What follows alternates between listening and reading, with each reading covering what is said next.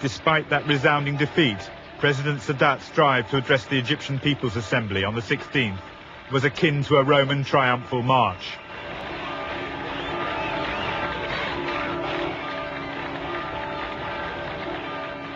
He and General Ismail were mobbed as they entered the assembly. They had given the Egyptian people a tremendous victory, restoring their national pride.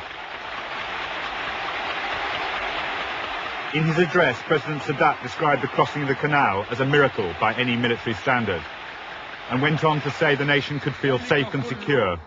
It was now armed with a sword and a shield. But even as he spoke, a column of Israeli tanks was busy demolishing Egypt's shield. Not in Sinai, but in Africa. The Israelis had crossed the canal, and with no reserves to stop them, they were rampaging deep behind the Egyptian lines. Having identified the weak point where the Egyptian 2nd and 3rd armies met north of the Bitter Lakes, the Israelis had launched a counterattack on the 15th under General Sharon, forcing a passage through the Egyptian bridgehead and across the canal, where it began destroying the missile sites. It had been a risky affair. The hardest battle had been on the eastern bank near Chinese Farm, as paratroopers, armour and artillery fought for 2 days to stop the Egyptians from closing the gap behind the task force. Once across the canal, they'd found the ground undefended. The Egyptian armour was on the wrong bank. They moved freely over the Sweetwater Canal and began combined attacks on the missile batteries. Tanks covering the paratroopers as they swept through the bunkers.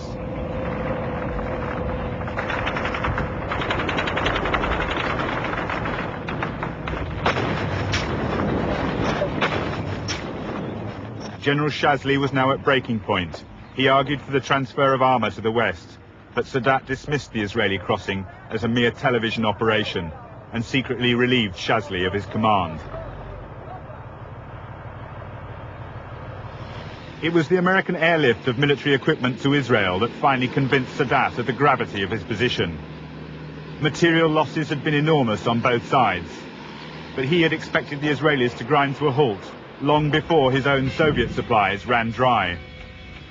Now he was forced to ask the Russians to arrange a ceasefire.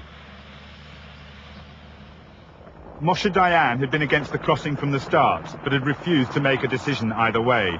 He told Elazar that he must decide on military grounds alone. But when they met in Sinai on the 19th, both knew that they now had everything to play for. How is your task force doing on the other side of the canal? Oh, well, that's one of the, how do you say, 64,000 questions. How about the American equipment? Has any of that come into action yet? Oh, what should I say? Yes or no? What's good for our relationship? Anyway, we're very happy. We are creating the necessary conditions to open our major offensive. The Israelis now had 2 bridges across the canal, and their presence on the west bank was growing stronger by the hour. They now tightened their grip on the towns and villages within an area of 1,200 square kilometers. The front line continued to expand, taking out more missile sites, punching a wider hole in the anti-aircraft umbrella, which allowed Israeli planes to threaten the 2nd Army positions further north. Belatedly, Egyptian resistance was growing, both on the ground and in the air.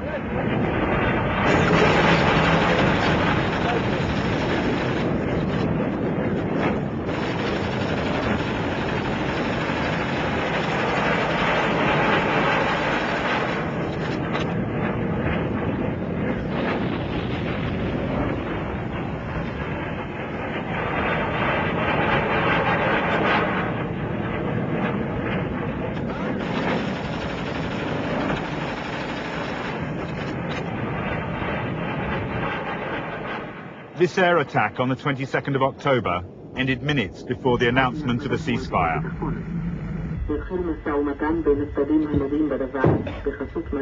The evident delight of these soldiers was not shared by all Israelis. No, I don't agree, because the Egyptians think that they succeeded in this war. They think that if they have placed some few hundreds of soldiers and tanks in our bank of the canal, then they think that this is a victory for them. And when the Arabs think that they have won or they have a big victory, this encourages them. And the next thing you'll know is that in a year or two, we'll have another war and more casualties. But within hours, the ceasefire broke down. The Israelis seized their chance, dashing forwards to the outskirts of Port Suez. By the 24th, they had cut the Suez to Cairo road at kilometre 101, and were only 60 miles from the Egyptian capital itself. The Battle of the Ceasefire transformed the situation. The Israeli drive had now trapped the Egyptian Third Army in Sinai, cutting all its supply lines. They now held a tremendous bargaining counter in the south. In the north, the elite Golani Brigade fought a bitter battle to recapture Mount Hermon, losing 70 men. 8 hours before the ceasefire on the 22nd, their pennant was raised alongside the Israeli flag on the summit. Now the Israeli flag flew in Africa too. As the second ceasefire came into effect, the two armies watched each other warily across the canal from reversed positions.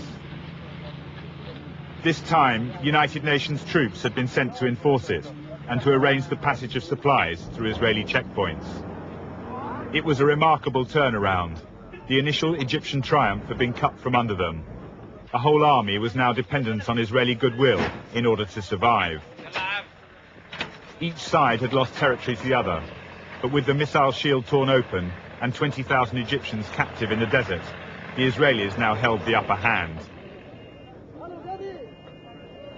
At kilometre 101 on the Cairo road, for the first time ever, an Egyptian delegation arrived to negotiate directly with representatives of a country whose existence it did not even recognize. No one there would have believed that such a dialogue could continue, or that within 4 years, President Sadat would stand to address the Israeli parliament, at the heart of the country he had fought so hard to destroy.